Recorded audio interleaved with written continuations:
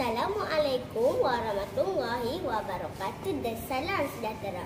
Sebelum saya meneruskan bicara, izinkan saya memperkenalkan diri saya dahulu.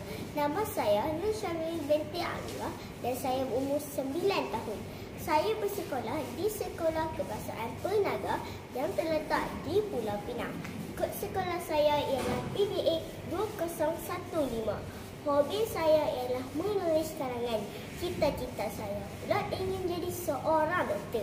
Dalam video ini, saya berasa amat terdesak untuk berkongsi ilmu yang saya perolehi daripada sebuah buku yang telah saya baca. Buku tersebut bertajuk Bumi.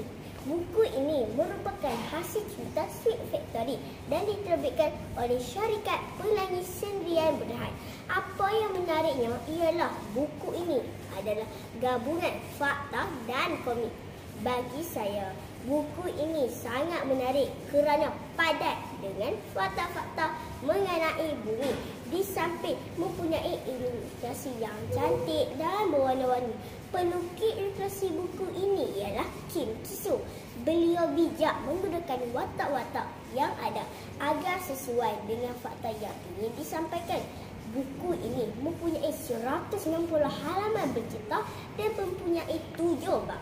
Setiap bab mempunyai info tentang bumi dan ilustrasi yang berkaitan dengan info tersebut. Buku ini berharga RM29.50.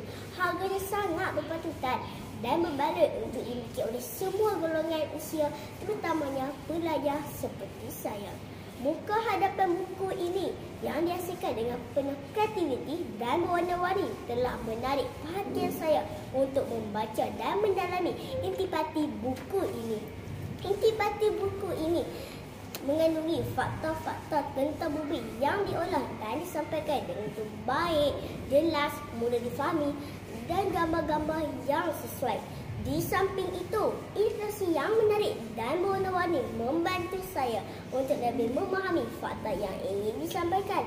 Antara bab yang terdapat dalam buku ini ialah lapisan bumi, hanyutan benua, pergerakan plate tektonik, gunung berapi dan gempa bumi, perubahan topografi bumi dan batuan. Dengan membaca buku ini, banyak persoalan tentang bumi yang saya tidak ketahui telah dijawab. Perubahan bumi dari semasa ke semasa disampaikan dengan baik melalui watak-watak yang diwujudkan dalam buku ini. Antara watak yang diwujudkan dalam buku ini ialah Profesor Namamu, Jim, Pembantu Kansuh, Kapten Silver, Profesor Begindok dan Juruterbang. Pengembaraan watak-watak ini dalam misi memecahkan rahsia peta harta karun secara tidak langsung, membawa pembaca menerka kawasan di bumi serta mengetahui proses perubahan permukaan di bumi. Di sini saya ingin kongsikan 2 fakta menarik tentang bumi yang saya perolehi daripada hasil pembacaan saya. Tahukah anda apakah warna bumi kita sebenarnya? Sebelum ini, saya sangkakan bumi kita berwarna biru dan hijau kerana terdapatnya lautan dan daratan. Tetapi sebenarnya bumi kita berwarna biru. Ini dibuktikan oleh Yuri Gagarin 1968 yang merupakan angkasawan pertama dunia.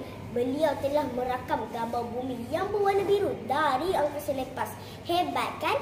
Fakta menarik yang seterusnya ialah saya dapat mengetahui bahawa haiwan sebenarnya dapat mengesan gempa bumi pada tahun 2008 di wilayah Sichuan, China telah dilanda gempa bumi yang dahsyat. Tahukah anda bahawa 3 hari sebelum gempa bumi tersebut, beberapa kejadian aneh telah berlaku. Antaranya beratus-ratus ekor katak betung dan ular telah keluar dari sekitar kawasan gempa. Hirupan laut pula naik ke permukaan darat. Fenomena aneh ini menunjukkan bahawa haiwan dapat mengesan gempa bumi yang bakal berlaku. Menarik bukan? Buku ini mempunyai nilai-nilai yang boleh diketahui seperti sikap bekerjasama antara Jim dan bapa saudaranya Profesor Namamu dalam menjayakan misi mereka sehingga berjaya. semangat ingin tahu yang tinggi juga membantu Jim dalam meneruskan misinya itu. Keberanian Jim dan Profesor Mahmud dalam misi pencarian harta karun juga boleh dijerohi. Walaupun ketika melakukan misi, mereka menghadapi pelbagai rintangan, namun mereka tidak berputus asa dan terus mencuba untuk mendapatkan harta karun yang dicari.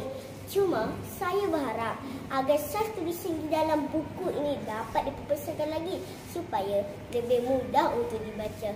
Akhir sekali, ingin saya katakan bahawa buku ini sangat bagus, menarik dan mudah difahami. Saya berharap agar rakan-rakan berpeluang membaca buku ini.